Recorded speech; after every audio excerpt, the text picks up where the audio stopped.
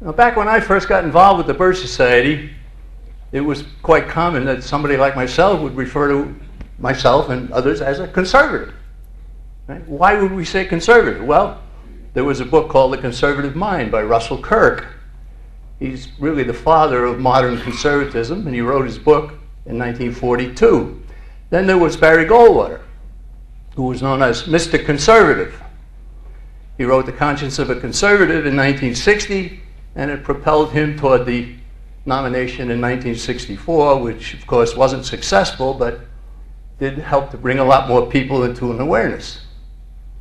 Right? Then we saw the great Senator Robert Taft from Ohio, known and widely respected as Mr. Republican, and he was what you'd call the non-interventionist leader of the 1940s and the 1950s.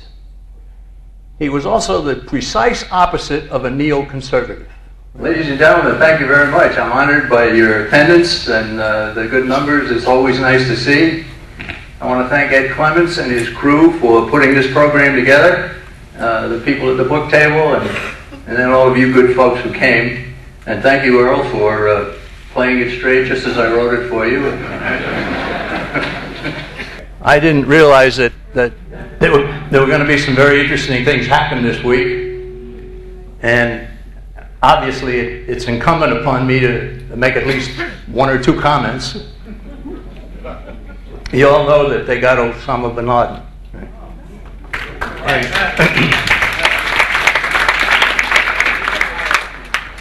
And I understand they threw him in the sea. I just got a bulletin, Davy Jones threw him back. I drove over from Massachusetts, and I had an unusual thing happen when I got to the state line. They asked for my birth certificate. So I said, you want the long form or the short form? Now, you've seen this fellow Trump running around now. He's become a birther. Right? I trust him about as far as I can throw this building, but I also wanted to note that he's known as the Donald, hasn't he? Isn't he known as the Donald? Please God, don't refer to me as the John.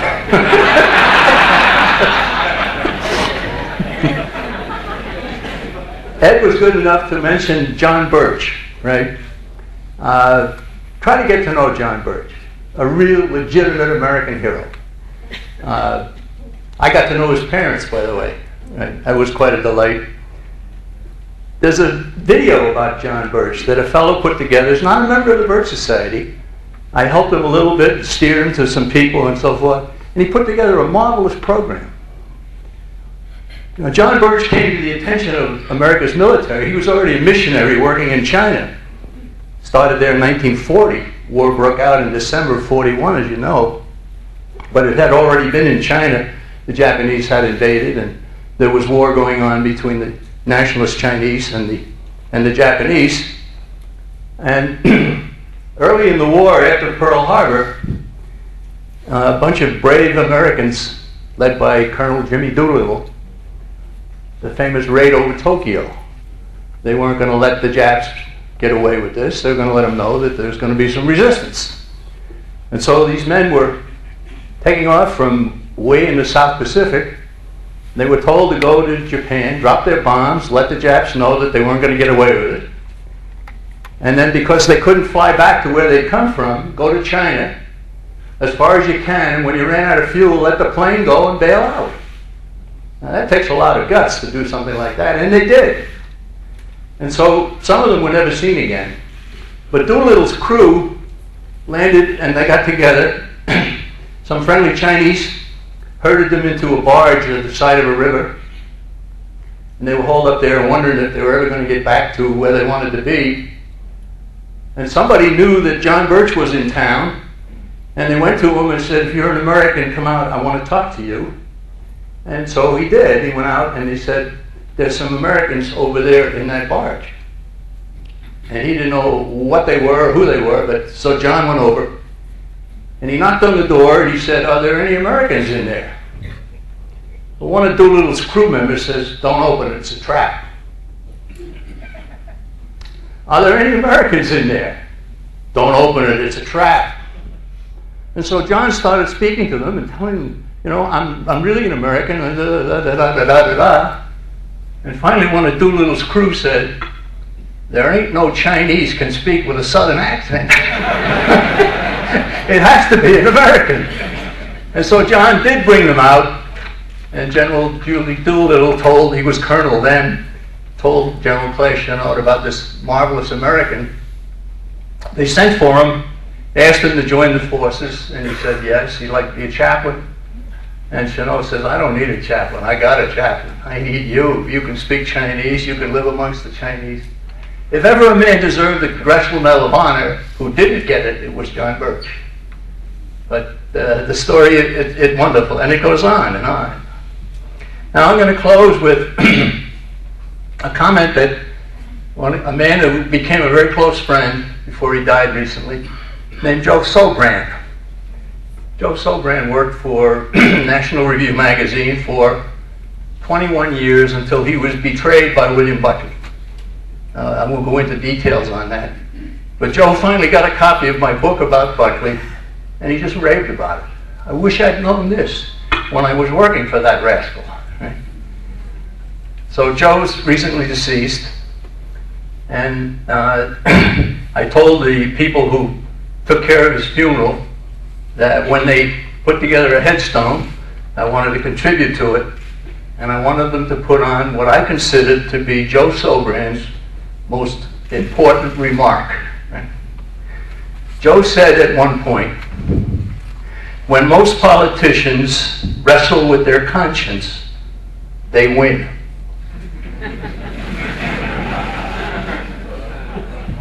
Did you get it? Isn't that the case? Okay, well, we're finally going to get to the talk here. Now, we've already gone over some of this, but I'll just repeat it a little bit. What is Americanism?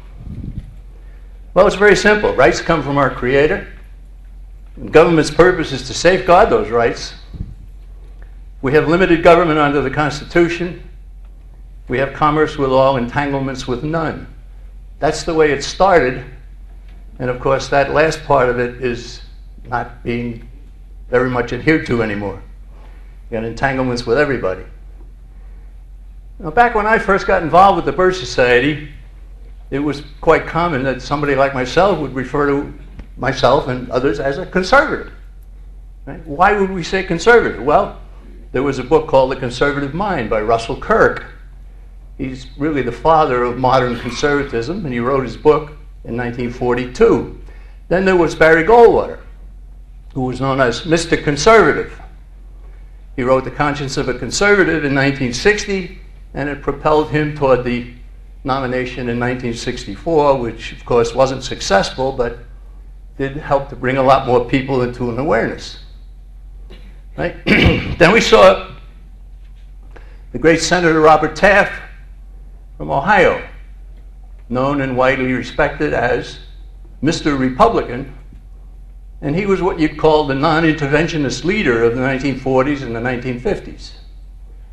He was also the precise opposite of a neoconservative. Right? We'll begin to define what a neoconservative is, but he was just the complete opposite. Right?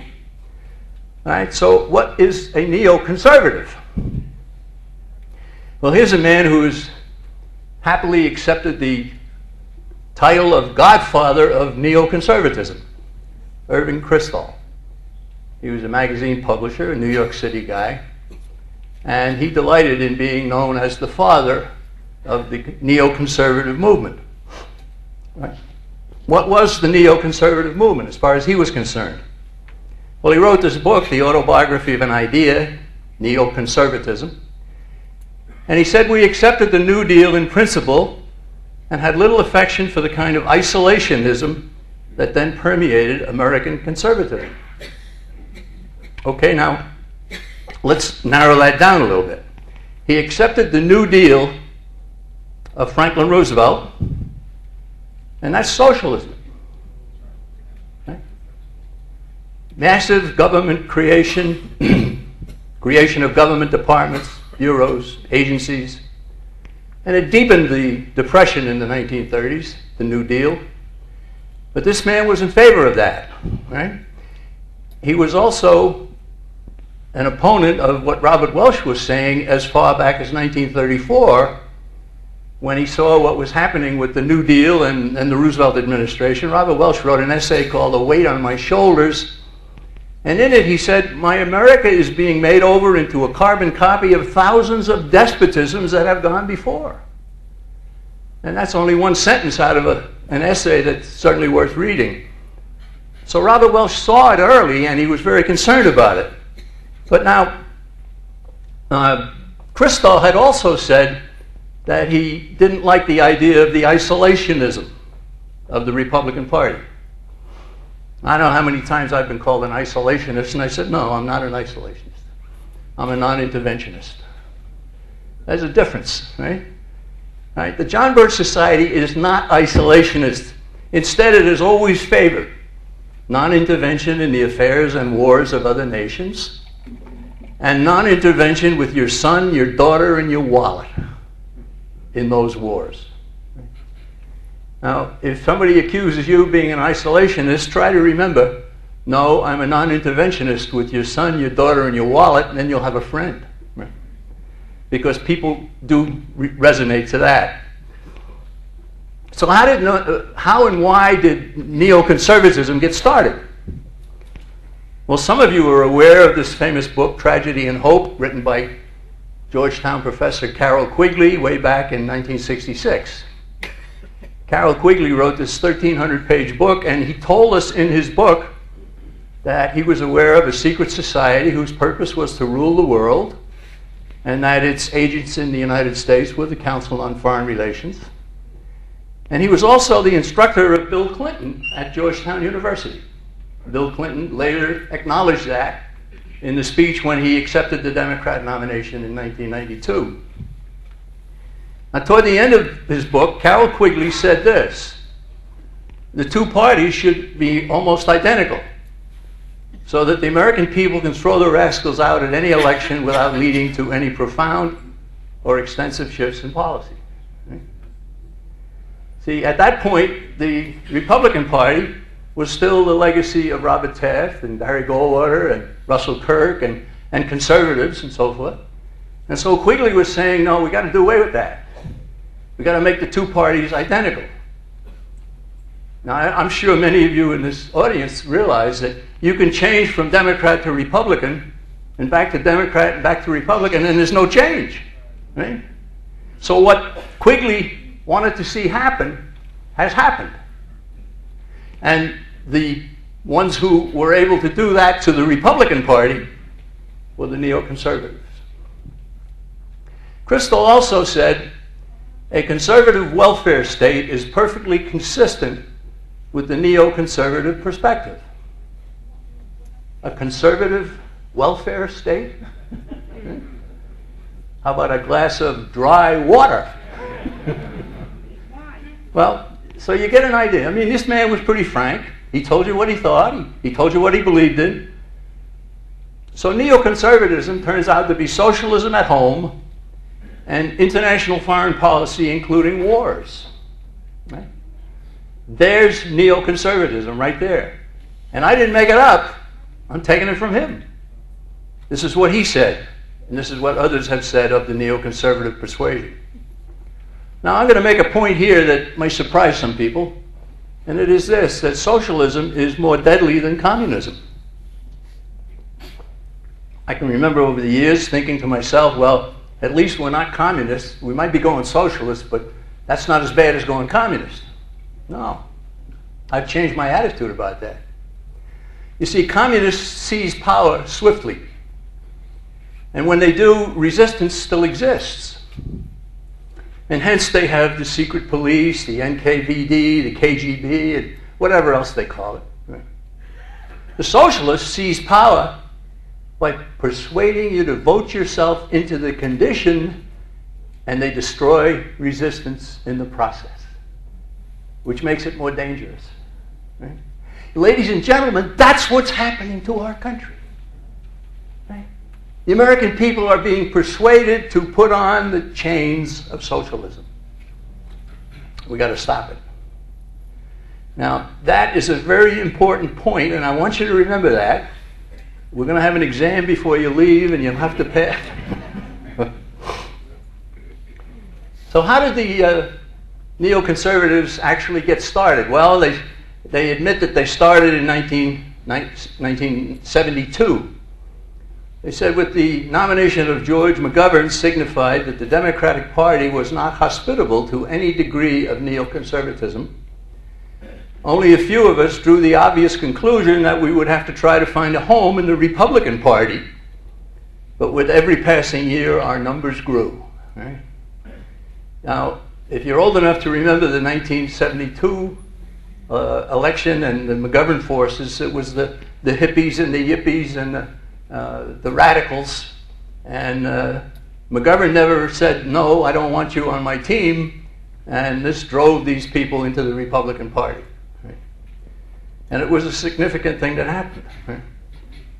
So again, go back to neoconservatism is socialism at home and internationalist foreign policy, which includes wars. Christo later wrote a book, in the same book that we mentioned before. This is significant. He said, I regard myself lucky to have been a young Trotskyite, and I have not one single bitter memory. Trotskyite, right? Who's Trotsky? Well, when Lenin seized control of Russia in 1917, he had a partner. His name was Trotsky. And Trotsky is just as much a criminal as Lenin ever was. Lenin died in 1924, and then Trotsky and Stalin were teammates. So Trotsky and Lenin worked together, then Trotsky and Stalin, and they had a fallout. We'll get to that too. But now here's a neoconservative author named John Ehrman. And he said the other important influence on the neoconservatives was the legacy of Trotsky. See, I'm not making this up.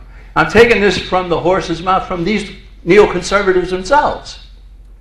In the framework of international communism, the Trotskyites were rabid internationalists rather than realists or nationalists. Okay, so the neoconservative movement is socialism, internationalism, and Trotskyism. That says a lot. Here's a chart that was put together amazingly in the Washington Post. The Washington Post is a Democrat mouthpiece in the nation's capital. And the Democrat mouthpiece in the nation's capital did not like neoconservatives. So they put together this chart of all of the neoconservatives. And I don't know if you're close enough to be able to see it, but on the extreme left is Leon Trotsky. And this is the Washington Post, and I didn't make it up. Right? Now in there you will see all different kinds of famous neoconservatives. I see Jeane Kirkpatrick in there, I see Kristol, I see Podhoretz, I see Wolfowitz. Right? We could add a lot of these names. And here's the Washington Post not only agreeing, but publishing this chart, which is very instructive. Okay, so let's go back to Leon Trotsky. I already mentioned that he partnered with Lenin, seized Russia in 1917. Lenin died in 1924, and he partnered with Stalin. He had a falling out with Stalin. He was exiled by Stalin in 1927, and he fled to Austria for a while, and then he went someplace else. And he ended up in Mexico, where he was slain by one of Stalin's agents with an axe through his head. Trotsky never ceased working for total government. He just didn't get along with Stalin. Now, here's a man that some of you may remember. I think he was a governor here for a while, wasn't he? This is something that I would not probably use in a speech if I wasn't in New York State. But way back in the 30s, when Rockefeller Center was being built, young Nelson was given a job by the family to adorn the Rockefeller Center with murals. Well, who did he select to put up the murals? A Mexican communist named Diego Rivera. Rivera came to New York and he produced fresco paintings depicting Lenin and other communist heroes. And they actually did exist for a time in Rockefeller Center until the family got embarrassed about it and they were removed. Does that say something about Nelson Rockefeller? Well, when Trotsky finally ended up in Mexico, whose home do you think he went to visit and to stay with? Diego Rivera, the artist who had put up the murals of Lenin and other communist heroes. So, and there's a picture of Diego Rivera. Now that's a little sidelight for a New Yorker, right? And Nelson Rockefeller became a vehement enemy of the John Birch Society, which was as much a good credential as being named by the Southern Poverty Law Center, I guess. Okay, back to neoconservatives. Who assisted Irving Kristol in the takeover of the Republican Party? Well, we see Richard Barnett, Daniel Patrick Moynihan, he's from New York, wasn't he? Michael Novak, Elliot Abrams, Ben Wattenberg, Midge Decter, Richard Pearl, Michael Ledeen, Norman Podhoretz, William F. Buckley Jr. That comes as a surprise to some people, I'm sure. Robert Bartley, who was the editor of the Wall Street Journal. Right? Now, I'm not going to make this up. I'm going to show you what actually happened here. Here's a copy of my book. And I discovered that after William Buckley graduated from Yale in 1950, he took a job with the CIA, the Central Intelligence Agency. They assigned him to Mexico. I don't know that he lived in Diego Rivera's home, but maybe. Buckley admitted on numerous occasions that he was working in deep cover. That was his term. He never said what it was. But while he was in Mexico, he authored an article for a Catholic weekly called Commonweal, January 25th, 1952. And again now, he's in the CIA, he's in Mexico, and he's writing this to a Catholic magazine. And what did he say? He said, we have to accept big government for the duration, the instrument of a totalitarian bureaucracy within our shores, and the attendant centralization of power in Washington. Neoconservative term had not been invented in 1952, but William Buckley was a neoconservative in 1952. The Buckley team, when he started his magazine in 1955, the initial National Review staff, he had Trotskyite OSS CIA veteran Wilmore Kendall, who had been his professor at Yale. He had Trotskyite OSS CIA veteran James Burnham. He had CIA veteran Priscilla Buckley, his own sister, and he had an ex-communist named Frank Meyer. Now, this is supposed to be the conservative publication that's going to stop the drift of our country away from its principles. Right?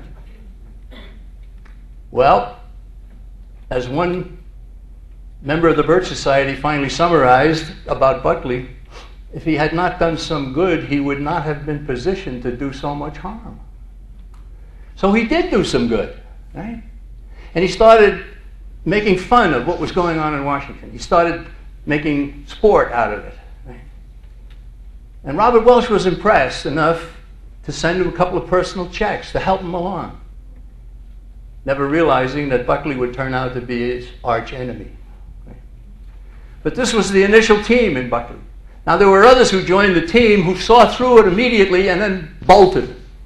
One of them was a man named Medford Evans. Medford Evans walked away from Buckley and went to Robert Welch and wrote for the American Opinion magazine for many years, which is the predecessor of our New American magazine. All right, now how else did these people help the neoconservative movement? Here we have an article in the Wall Street Journal written by Irving Kristol, the godfather of the neoconservative movement.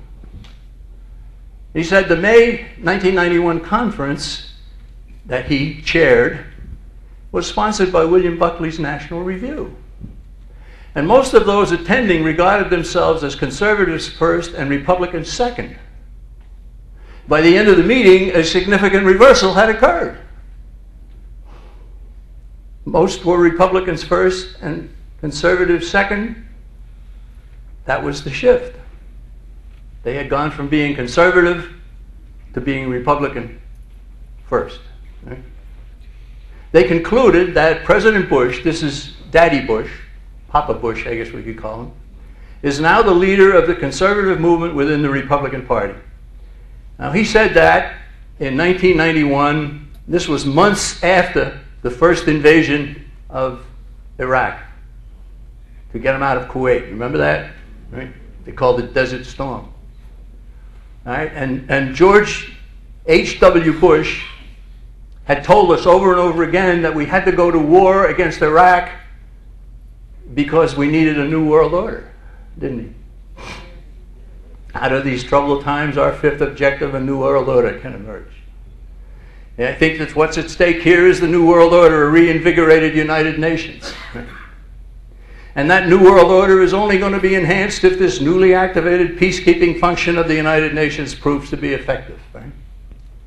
You see the internationalism? Right? You go back to George H.W. Bush's term and you see socialism as well. Right? Here's Joe Sobran, my friend that I quoted, who said most politicians, when they wrestle with their conscience, win. He worked for 21 years alongside William Buckley before being unceremoniously dismissed. He was betrayed, really.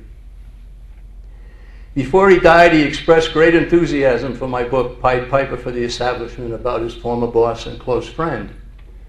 And I visited with Joe, and I said, well, Joe, you read the book through? He says, Jack, I read it twice.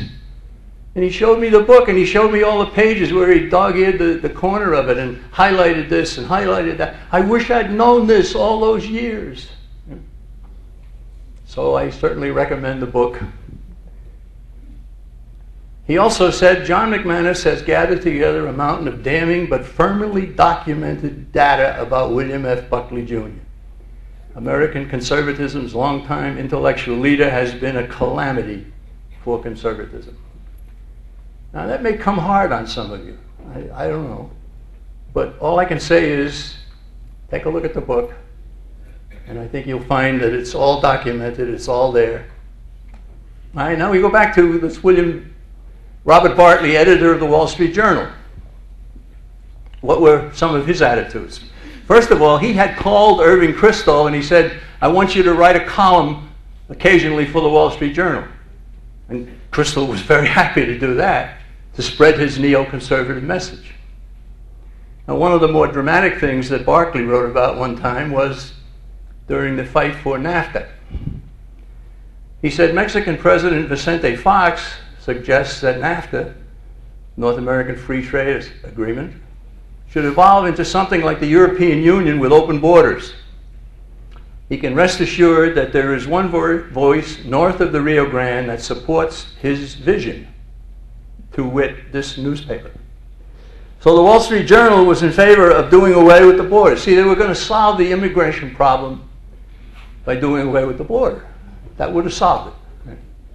And Canada, the US, and Mexico would have become one under the North American Union as a step towards creating for the entire Western Hemisphere what has happened in Europe with the European Union, where 27 countries have given up their sovereignty. Right? Well, the John Birch Society, not alone, but led the fight against the North American Union and doing to our country what's been done to the European Union. And we can certainly point to that as a success, at least to date, and we'll keep watching it. Now, these people in the neoconservative movement, they love war. But you know, there are some principles about war that have pretty much gone by the board. I hate to say that, but they have been. In order for there to be a just war, there are numerous things that have to be satisfied. First of all, defensive war alone is legitimate. That's very important. An offensive war is illegitimate. All right? Secondly, it must be formally declared by the proper authority. We used to have that in our country. Third, there has to be a just cause and the right intention. Fourth, the last resort, after all else has failed, negotiations, all kinds of meetings, get-togethers and so forth, there's no way of stopping what they are doing to us, okay, then we have to take up arms and defend ourselves. That's a just war. It has to have limited and unchanging objectives. Now you may recall that we started off the war in Iraq because it was something and then it became something else. Look at what happened in Afghanistan. Right? It's now a war to pacify the nation, right? And to have them adopt America's ways. Who are we to tell them that they should do what we want them to do? No, no. All right? Sixth is a proportionate means. No unlimited war.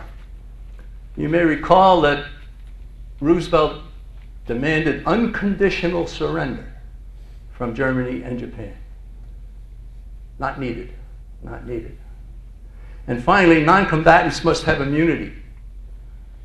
Maybe you know about the firebombing of Dresden by our side. Terrible crime. All kinds of civilians were killed. You may know about the dropping of the A-bomb on Nagasaki and then Hiroshima. Was it first Hiroshima and then Nagasaki? What you probably don't know is that the Japanese tried to surrender in January of 1945. And they presented an entire proposal for peace to General MacArthur, who read it over carefully and sent it on immediately to Washington. And Roosevelt put it in the bottom drawer, went to Yalta, sold out Eastern Europe, some parts of Asia.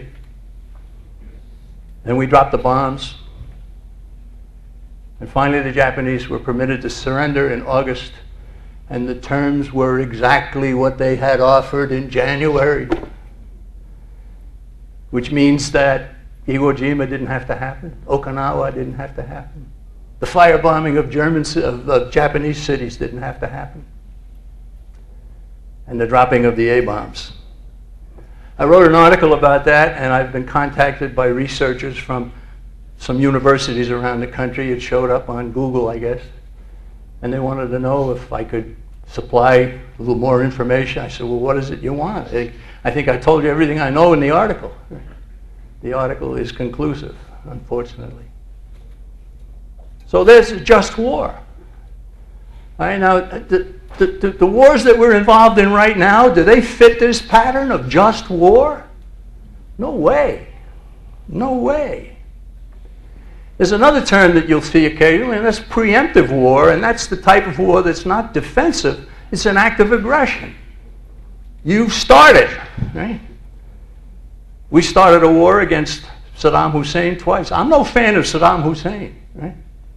I do know this, though, that there was a sizable Christian population in Baghdad, maybe 1.5 million, 2 million people. Most of them have fled, right? What used to be a multicultural society.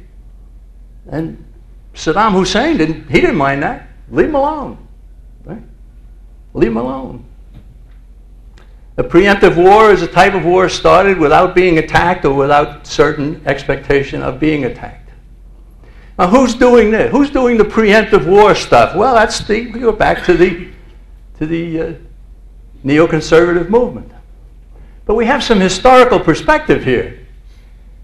Right? We see that even people like Plato in pre-Christian times, he said when the tyrant has disposed of foreign enemies by conquest or treaty and there's nothing to fear from them, then he is always stirring up some war or other in order that the people may require a leader. Right? Is that going on today? Yeah. Shakespeare, in one of his plays, had King Henry IV advise his son, Prince Hal, be it thy course to busy giddy minds with foreign quarrels. Boy, doesn't that say it, huh? How about Alexander Hamilton? The Federalist Papers.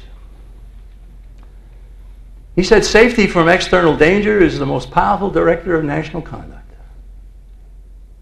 The violent destruction of life and property incident to war will compel nations the most attached to liberty to resort for repose and security to institutions which have a tendency to destroy their civil and political rights. Right? To be more safe, they run the risk of being less free. Right? See, I didn't make all this up. This people throughout history have realized this. And then, of course, we go to the Project for the New American Century. Kind of a show of hands. How many have ever heard of the Project for the New American Century? Just a smattering. Okay. Project for the New American Century. This was formed after the election in 1992 when George H.W. Bush, the older Bush, was beaten. And his top assistants, Dick Cheney, Donald Rumsfeld, Paul Wolfowitz, had already decided, after having engineered the first attack on Saddam Hussein, they wanted to do it again. Right? But they weren't able to do that because Papa Bush lost the election to Bill Clinton. Courtesy of Ross Perot, by the way. Okay, so the Project of the New American Century was formed during the Clinton administration by these people. And they said that we must use U.S. power to meet global responsibilities.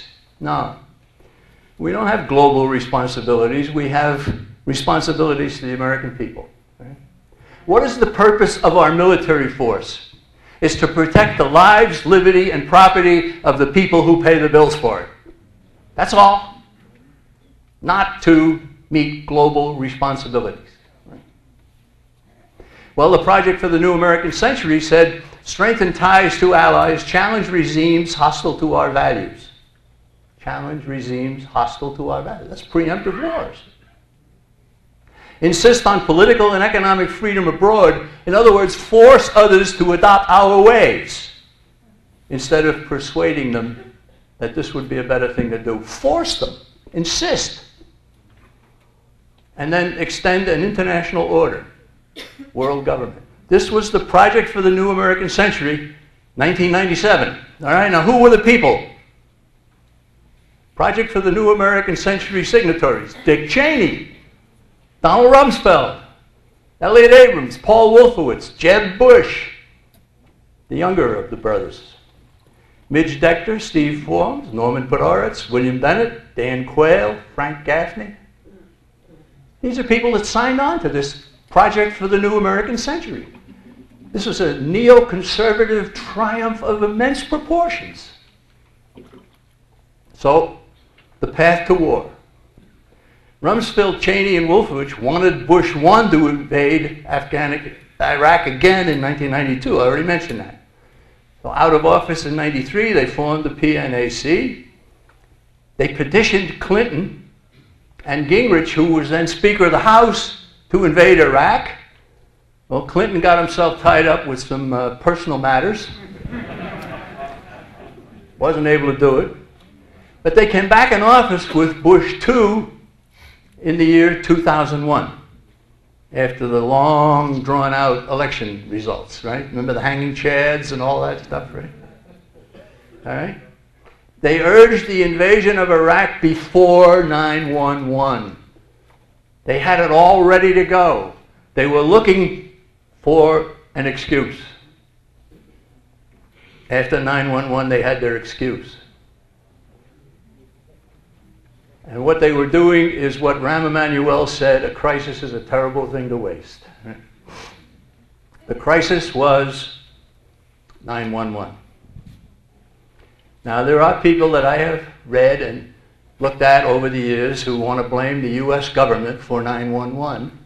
And the John Birch Society has never adopted that view. If anybody could prove it, we would say it. Nobody's proven it to us. But there are some people with some very extreme and loud voices. We don't buy it. Right? Now, here's a book was written by a man named Robert Higgs, Crisis and Leviathan, Critical Episodes in the Growth of American Government. And he made the point that 20th century national emergencies, mainly wars, depressions, and labor disturbances, have prompted federal officials to take over previously private rights and activities. Who was it that were doing this? It was the neoconservatives. So George W. Bush became president in 2001. He selected neocons Cheney and Rumsfeld as his topmost assistants. He obtained authorization to invade Afghanistan and Iraq from the Constitution of the United States. No. From the United Nations. He started forcing U.S. values on other peoples and other nations. More socialism at home, steadily escalating indebtedness, right? Sometimes people want to say that Barack Obama is horrible. He's got us up to $13 trillion of indebtedness. Well, this man brought us to 12. Right? It's like what Carol Quigley said, 1966. The two parties should be the same so that we can throw the rascals out at any occasion and not have any change. Right? Ed Clements has already mentioned the New American article that I wrote called Neocon Control. A lot of what I've talked about here is in that article. But at the annual CPAC convention held in Washington every year, they gave the Defender of the Constitution Award to Donald Rumsfeld.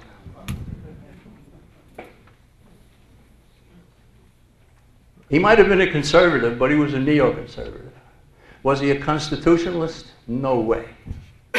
He's a neocon, not a conservative. Okay, now we go to another neoconservative writer named Mark Gerson. He says the neoconservatives have so changed conservatism that what we now identify as conservatism is largely what was once neoconservatism. And in so doing, they have defined the way vast numbers of Americans view their economy, their polity, and their society. Right? And he's happy about that. But that's a good summation about what has happened. There's no doubt about that. That has happened. So what are we in the John Birch Society? Are we neoconservative? No. Are we conservative? Not anymore. Are we constitutionalist? Always. There's the distinction. For an American, it's not an amorphous conservatism that changes. And the man who changed it more than anyone was William Buckley, and he continued to move it to the left. Right? That's all documented. The standard for Americans is the Constitution of the United States and the Declaration that preceded it. There's the standard for America. Sam Francis was another man that was betrayed by William Buckley, a friend of Joe Sobran. And he at one time said the whole concept of conservatism in America is virtually devoid of meaning, in large part because conservatives made the seminal error of allowing dilettantes like Mr. Buckley to define it for them in the first place. Right? Absolutely right on target. He said that in 1993. He's passed away too. Now what are some neoconservative publications? Well, commentary, and I would guess people in this room don't know most of these publications. The public interest was Crystal's magazine, Irving Kristol, but that was pre-2005 and it went out of business. The national interest was then started, not just the public interest. The Weekly Standard is now the big neoconservative journal, and that's headed by Irving Kristol's son, William Kristol. National Review magazine has become a neoconservative organ, no doubt about it. When Foreign Affairs, of course, is the journal of the Council on Foreign Relations, and then you have to throw in the Wall Street Journal. Now, some of these publications will occasionally publish something that you like, and something I might even like. It's like throwing a little bit of bait to somebody to get them to take on more of the other program. Prominent neoconservatives who hold membership in the Council on Foreign Relations. Dick Cheney, Paul Wolfowitz, Charles Krauthammer, Elliott Abrams, Newt Gingrich, Condoleezza Rice, Henry Kissinger, Robert Kagan, Rupert Murdoch, who now owns the Wall Street Journal, John McCain, John Bolton. John McCain? Yeah, John McCain. John McCain wants troops on the ground in Libya today. He's the man a while ago He actually came out with a song, Bomb, Bomb, Bomb Iran. He wanted to expand the war into Iran. No, thank you. More preemptive war? No, thank you. Now, if you want the comprehensive history of the Council on Foreign Relations, I couldn't recommend anything more than the book, The Shadows of Power. And I won't say anything more about that except to say that if somebody came to me and said, where can I read about the problem and what's going on in this country, there's the book I would send them to. All right, here's William Crystal now. He's the son of the Godfather. So I don't know what you'd call the son of the Godfather. The God's son, I guess. I don't know. Considered a conservative, wants to expand the Mideast war to Iran. He's been very open about that. He's the editor of the Neocon Weekly Standard. He was the chairman of the Project for the New American Century, which is now defunct, so they started another organization. It's been replaced by the Neocon's Foreign Policy Initiative, and Crystal is the leader of that. It's carrying on the same goal. Well, here's a man that some of you probably know or have heard about, Ron Paul, congressman from Texas. Yeah.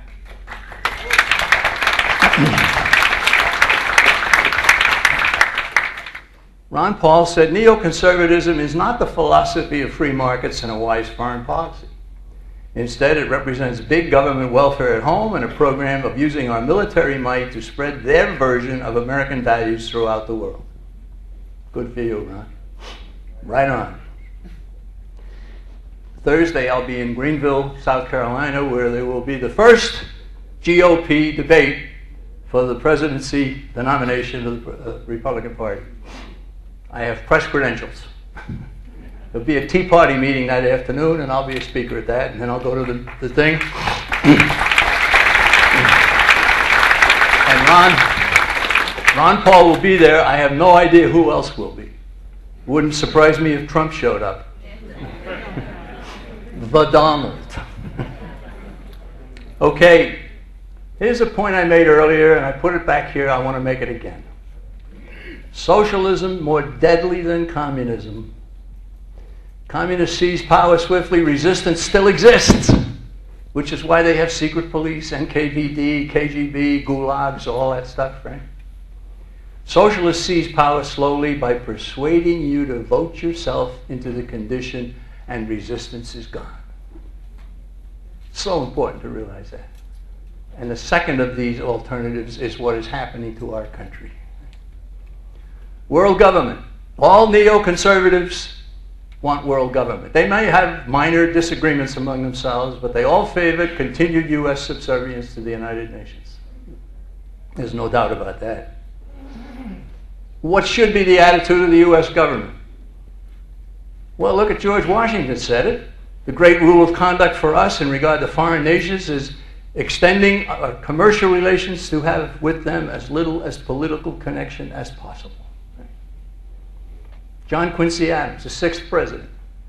America goes not abroad in search of monsters to destroy. She is the well-wisher to the freedom and independence of all.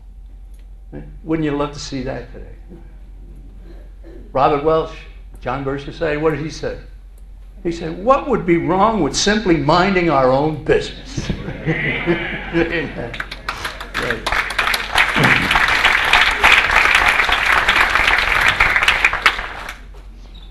Ron Paul, who's become quite a good friend, personally and organizationally.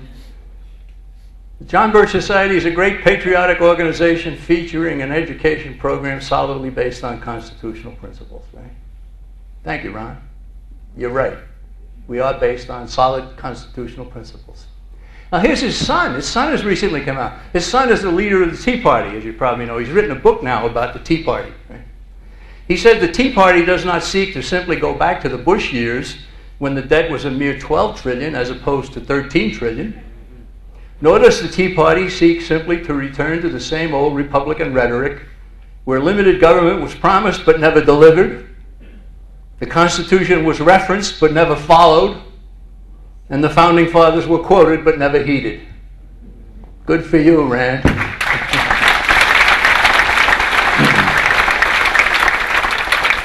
I've gotten to know him a little bit too. I've spoken on programs with him before he became a senator. I wonder if he'd still want me around. I don't know. Okay, enough of the problem, folks. What's the solution? What do we do?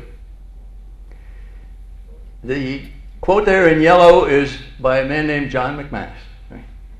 We take our country back through the House of Representatives. Do not expect to steal the presidency. Okay? Why do I say that? Because Article 1, Section 7 of the Constitution says, all bills for raising revenue shall originate in the House of Representatives. The power of the purse is in the House. If the House of Representatives will not initiate a bill to fund a foreign war, or the Department of Education, housing, transportation, medicine, health, you name it, that's it. You see the power of the purse, right? They could even stop foreign aid. Imagine that. I went to a fourth grader recently and I said, if you're heavily in debt, should you give away money? He said, no, of course not. I said, how would you like to run for Congress?